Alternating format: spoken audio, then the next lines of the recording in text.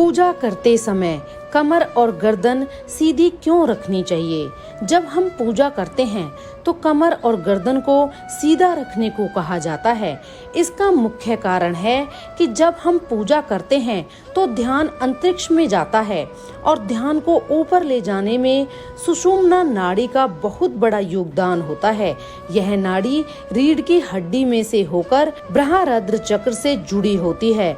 अगर कमर और गर्दन झुक जाएगी तो नाड़ी भी झुक जाएगी। अगर नाड़ी झुक जाएगी तो बृहदारंध्र की नाड़ियां धुलोक से संपर्क बनाने में असमर्थ हो जाती हैं, क्योंकि तरंगों की दिशा नीचे की ओर हो जाती है और जो ध्यान की तरंगे ऊपर को जानी चाहिए वो नीचे को जाना शुरू कर देती हैं।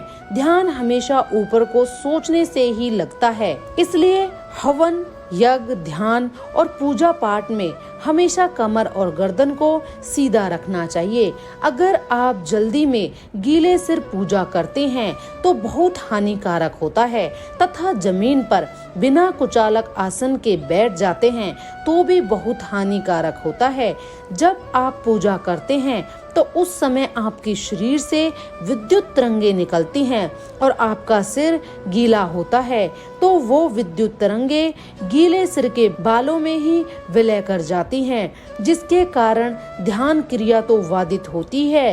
इसके साथ साथ सिर में भयंकर बीमारियों का जन्म हो जाता है।